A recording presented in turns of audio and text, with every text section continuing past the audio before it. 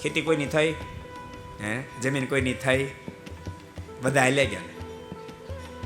માયા કહ્યું નિત્ય નવી કે એને પૂર્વાશ મરી ગયા જુરી ગણું ઘણા ગયા ને મારું મારું મારું કરતા કરતા કંઈક મરી ગયા પણ કોઈની થઈ નથી, થવાની પણ નથી. માયા કોઈની નહીં થાય, યાદ રાખજો. આપણે ધારશું તો ભગવાન આપણા થઈ જશે. માયા આપણી નહીં થાય પણ ભગવાન આપણા થઈ જશે.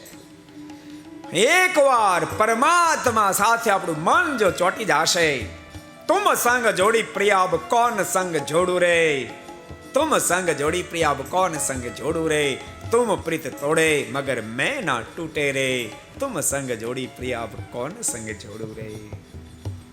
બહુ સાચું કહું છું, દયા ખાઈને કહું છું.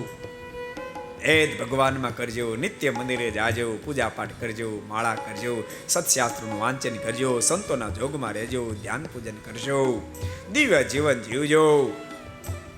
ન તો ખબર નહીં પડે ને બાપ, જેમ ટાયરમાં ફટાક્યો થાય અને ગાડી ઊભી રહી જાય, બાપ જિંદગીનો ફટાક્યો થઈ જશે ને આપણે ઊભા રહી જઈશું, કશી જ વાર નહીં લાગે. ડાયો પુરુષ એને કહેવાય. ભગવાન સ્વામિનારાયણ પ્રથમના 50માં વચનામૃતમાં લખે, મોક્ષને માટે જતન કરે. अगर ये वीडियो आपको पसंद आया हो तो लाइक करें और शेयर करना मत भूलिए.